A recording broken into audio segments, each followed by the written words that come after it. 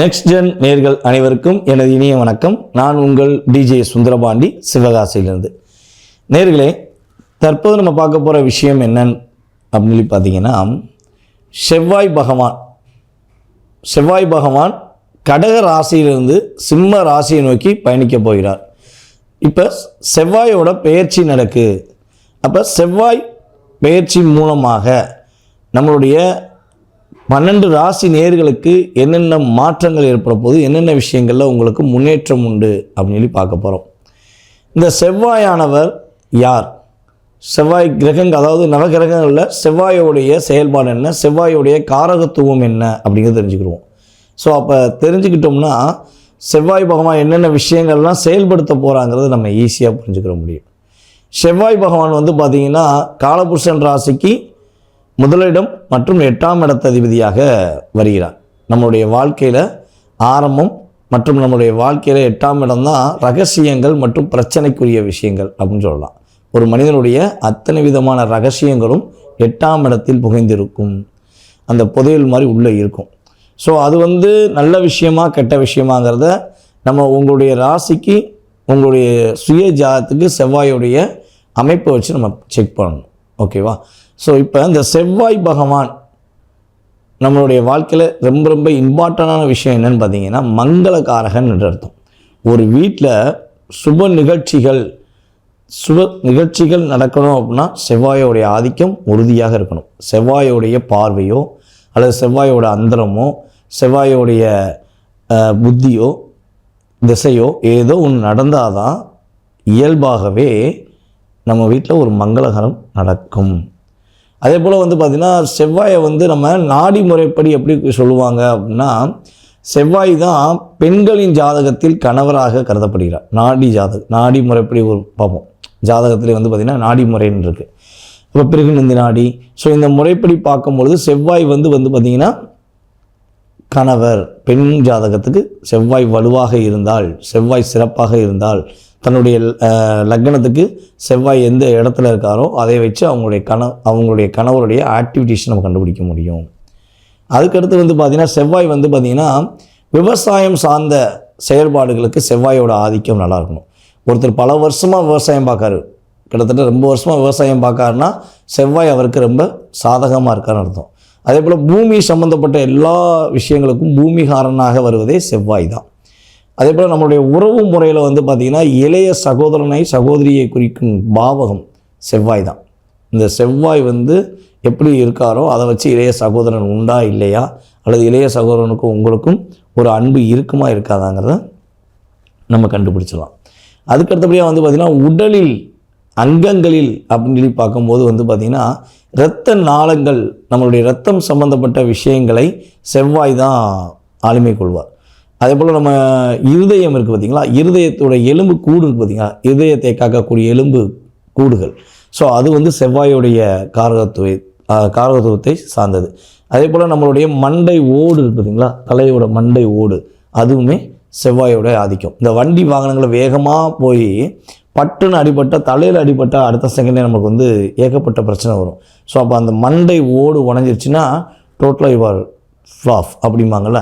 So அப்போ அந்த செவ்வாயோடைய காரகத்துவத்தை வைத்து தலையில் அடிபடுமா அடிபடாதா அப்படிங்கிறத கேட்ச் பண்ணுவாங்க. அதே போல் பார்த்திங்கன்னா உணவு சம்மந்தப்பட்ட விஷயங்களில், அதாவது நம்ம அன்றாடம் சாப்பிடும் விவசாயம் சம்மந்தப்பட்ட உணவு சம்மந்தப்பட்ட விஷயங்களில் பார்த்திங்கன்னா தேங்காய் இருக்குது பார்த்திங்களா, தேங்காய் செவ்வாயோட காரத்துவம். என்ன பண்ணுறாங்க, யாருக்காவது ஏதாவது பிரச்சனை அப்படின்னா என்ன பண்ணுறாங்க, கண் திருஷ்டிக்கு தேங்காய் உடைப்பாங்க. அதே போல் ஒரு முக்கியமான விஷயம், ஒரு வீட்டில் ஒரு சுப நிகழ்ச்சி நடத்துகிறதா தேங்காய் பழம் உடைச்சி பழம் வச்சு தான் சாமி கும்பிடுவாங்க. ஸோ அது செவ்வாயோடைய காரத்துவம். பழம் வைக்கிறது குருவோட காரத்துவம். ஸோ இந்த இணைவுகளை நம்ம பார்க்குறோம். அதே போல் பார்த்திங்கன்னா வெள்ளை பூண்டு இருக்குது பார்த்திங்களா, இதுவுமே செவ்வாயோடைய ஆதிக்கம் சம்மந்தப்பட்ட விஷயம். இஞ்சியுமே செவ்வாயோடைய ஆதிக்கம் சம்மந்தப்பட்ட விஷயமாக கருதப்படுது. ஸோ இப்படி நம்மளுடைய மிக முக்கியமான விஷயங்கள், நம்மளை பாதுகாக்கக்கூடிய அத்தனை விதமான விஷயங்களுமே செவ்வாயுடைய காரத்துவம் இருக்கிறது.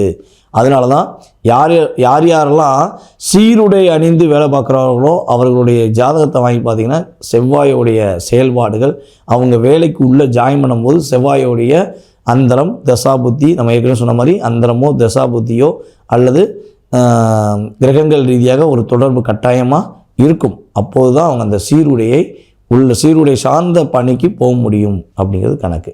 ஸோ இப்படி மிகப்பெரிய வல்லமை கொண்ட செவ்வாய் பகவானுடைய பெயர்ச்சி உங்களுடைய ராசிக்கு என்னென்ன மாற்றங்களை கொடுக்க போகுது அப்படிங்கிறத பார்ப்போம் வாங்க. கடக ராசி அன்பர்களுக்கு செவ்வாய் பயிற்சி மூலமாக செவ்வாய் பகவான் கடக ராசியிலிருந்து சிம்ம ராசிக்கு நோக்கி பயணிக்கிறார்.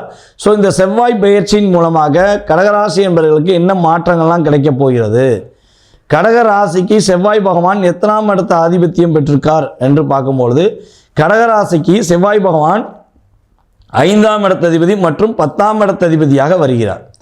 அவர் 2ஆம் இடத்துக்கு செல்வது மூலமாக அவர் 2ஆம் இடத்தில் அமர்ந்து உங்களுடைய ராசிக்கு 5ஆம் வீடான விருச்சிக ராசியை பார்க்கிறார். உங்களுடைய ராசிக்கு 8ஆம் வீடான கும்பராசியை பார்க்கிறார். அதே போல் பார்த்திங்கன்னா உங்களுடைய ராசிக்கு 9ஆம் வீடான மீன ராசியை பார்க்கார். ஸோ இப்போ செவ்வாயோட பார்வை ராகு பகவான் மேலே உழுது, அதே போல் பார்த்திங்கன்னா சனி பகவான் மேலவும் படுது, அதே போல் கேதுவுடன் சேர்ந்த செவ்வாயாக இணைகிறார். இதுதான் கான்செப்ட். ஓகேவா? ஸோ இப்போ நம்மளுடைய கடகராசி என்பதற்கு என்ன மாற்றம் கிடைக்க போகுது, என்னென்ன விஷயங்களில் முன்னேற்றம் கிடைக்க போகுது அப்படின்னு சொல்லி பார்க்கும்போது உங்களுடைய தைரியம், தன்னம்பிக்கை, உங்களுடைய வேகம், விவேகம் அதிகரிப்பதற்கான வாய்ப்பு உண்டு. உங்களுடைய செயல்பாடுகளில் நல்ல ஒரு முன்னேற்றம் இருக்கும். இவ்வளவு நாட்களாக எதையும் செய்வதில் தயக்கமும் கவலையும் போராட்டமும் நம்பிக்கெட்டேன் நிறையா விஷயங்களில் அப்படிங்கிற ஒரு மன அழுத்தமும் உங்களுக்கு இருந்திருக்க வாய்ப்பு இருக்குது. ஸோ இந்த நிலையை மாற்றி அமைக்க செவ்வாய் என்ன பண்ணுறாரு, உங்களுடைய ராசியை விட்டு கடந்து 2ஆம் இடத்துக்கு போயிட்டார்.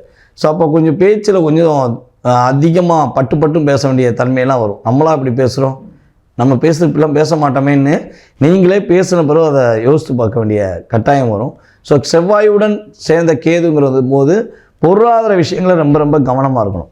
ஏன்னா உங்கள்கிட்ட யாராச்சும் அன்பாக பாசமாக பேசி கவலைப்பட்டுட்டு போயிட்டாங்கன்னா நீங்கள் என்ன பண்ணுவீங்கன்னா உங்கள்கிட்ட இருக்க ஒரு 100 ரூபானாலும் சரி 1 லட்ச ரூபானாலும் சரி அதை கொடுத்து உதவிட்டு பின்னாடி ஐயோ நம்மளுக்கு காசு இல்லை, பரவாயில்ல அவங்க நல்லா இருக்காங்களே அப்படிங்கிற ஒரு எண்ணத்தில் நீங்கள் வாழ்வீங்க.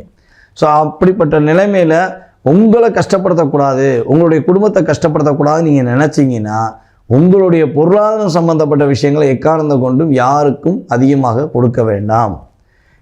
யாராவது கடன் உதவிகள் சம்பந்தப்பட்ட விஷயங்களை உங்கள்கிட்ட ஹெல்ப் கேட்டாங்க அப்படின்னா நீங்கள் ஜாமீன் கையெழுத்து போடுவதோ அல்லது அவர்களுக்காக உங்கள் பேரில் வாங்கி கொடுப்பதையோ தவிர்த்து விடுவது ரொம்ப ரொம்ப நல்லது. உங்களோட 100 ரூபா இருக்குன்னா ஒரு 20 ரூபா, உங்களோட 10 லட்ச ரூபா இருக்குன்னா முடிஞ்சளவு ஒரு 10,000 ரூபா. ஸோ இப்படி கொடுத்து உதவுங்க. நீங்கள் கொஞ்சம் உணர்ச்சிப்பட்டு கொடுத்துட்டீங்கன்னா நீங்கள் மாட்டிக்கிருவீங்க. அதே போல் யாரெல்லாம் கடகராசியில் சிட்பன்ஸ் நடத்துகிறீங்களோ, தொழில் சார்ந்த விஷயங்களில் பணம் கொடுக்கல் வாங்கல் வச்சுருக்கீங்களோ அவங்களாம் ரொம்ப ரொம்ப கேரிங்காக இருக்கணும். கவனமாக இருந்து செயல்படுத்தினீங்கன்னா உறுதியாக மிகப்பெரிய பாதிப்பை சந்திக்க தேவையில்லை என்று பார்க்குறோம். ஸோ இன்னொரு விஷயம் பார்த்திங்கன்னா நம்முடைய கடகராசி என்பவர்களுக்கு ராகுவ செவ்வாய் பார்க்குறனால என்ன நடக்கும் அப்படின்னா உங்களுடைய சிந்தனைகளில் கொஞ்சம் சில மாற்றத்தை சந்திக்க வேண்டியிருக்கும். ஏன்னா உங்களுடைய ராசிக்கு செவ்வாய் 5ஆம் இடத்ததிபதியாக வருகிறார். அப்போ உங்களுடைய சிந்தனைகள் கொஞ்சம் அப்படியே அலைபாயும். இது இப்படி இருக்குது, அது அப்படி இருக்குது, இதை செஞ்சிடனா நல்லா இருக்குமா, அதை செஞ்சால் நல்லா இருக்குமா. ஸோ அந்த இயக்கத்தை அவர் இயக்குவார். அப்போ நீங்கள் என்ன பண்ணணும்னா கொஞ்சம் தெளிவான மனநிலையில் நிதானமாக முடிவெடுத்தீங்கன்னா கட்டாயமாக வெற்றி உண்டு. நம்மளுடைய கடகராசி என்பவர்களுக்கு நம்ம ஏற்கனவே நம்ம ராகு எது பயிற்சி அப்போ ஒரு வீடியோ சொல்லியிருப்போம். வண்டி வாகனங்களில் கவனமாக போங்க, காலில் அடிபடுவதற்கான வாய்ப்புகள் உண்டு. ஸோ இது பொது பலன் தான், பயப்பட வேண்டாம். உங்களுடைய சுய ஜாதகம் வலிமையாக இருந்தால் அந்த பாதிப்பு வராது. அதை தவிர்த்து சுய ஜாதகமும் தசாபுத்திகளில் ராகுவோ அல்லது செவ்வாயோ அந்தரங்களோ தசாபுத்தியில் நடத்தினால் உறுதியாக கொஞ்சம் அதிகமாக கவனம் எடுத்துக்கொள்ள வேண்டும். இதை தவிர்த்து உங்களுக்கு மற்ற கிரக தசாபுத்திகள் ஓடுது அப்படின்னா அதுவும் தசாபுத்தியில் ஆதிபத்தியங்கள் நன்றாக இருந்தால் பாதிப்பு ரொம்ப கிடையாது அப்படிங்கிறது நிதர்சனமான உண்மை. அதுக்கடுத்தபடியாக பார்த்திங்கன்னா செவ்வாய் சனி பகவானுடன் பார்வை தொடர்பு கொள்கிறார். ஸோ அப்போ சனி பகவான் என்கிற கிரகத்தை செவ்வாய் சனி பார்வை இந்த அமைப்பில் பார்த்திங்கன்னா கொஞ்சம் அப்படியே டிஸ்டர்பன்ஸ் ஏற்படுத்தக்கூடிய செயல்பாடு தான். அப்போ அவர் எந்த இடத்த உட்காந்துருக்காரு அப்படின்னா உங்களுடைய ராசிக்கு 9ஆம் வீடு. அப்போ 9ஆம் வீடுங்கிறது என்னென்னா அப்பா. ஓகே, பாக்கியம் இந்த சம்மந்தப்பட்ட விஷயங்கள்லாம் நமக்கு வரும். ஸோ அப்போ உங்களுடைய தகப்பனார் உறவு சம்மந்தப்பட்ட விஷயங்களில் கொஞ்சம் கவனம் செலுத்தணும். ஸோ 2 பேருக்குள்ள ஏதாவது விவாதங்கள் வரும்னா விட்டு கொடுத்து போயிடணும்.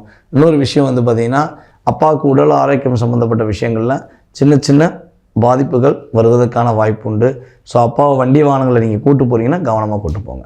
ஸோ இதெல்லாம் நீங்கள் கரெக்டாக செஞ்சீங்கன்னா கடகராசிக்கு கிரக ரீதியாக நல்ல விதமான மாற்றங்கள் உண்டு.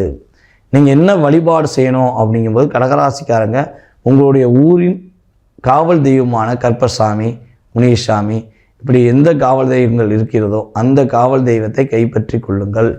நீங்கள் அதை சரியான முறையில் வழிபாடு செஞ்சீங்கன்னா கடகராசிக்காரங்களுக்கு செவ்வாய் பகவான் மூலமாக ஏற்படுகின்ற தாக்கங்கள், கவலைகள், போராட்டங்கள் எதுவாக இருந்தாலும் அதாவது என்ன சொன்னால், தண்ணீர் எப்படி கடந்து செல்கிறதோ அதே மாதிரி கவலைகளும் கஷ்டங்களும் உங்களை விட்டு கடந்து சென்று விடும் என்பது நிதர்சனமான உண்மை.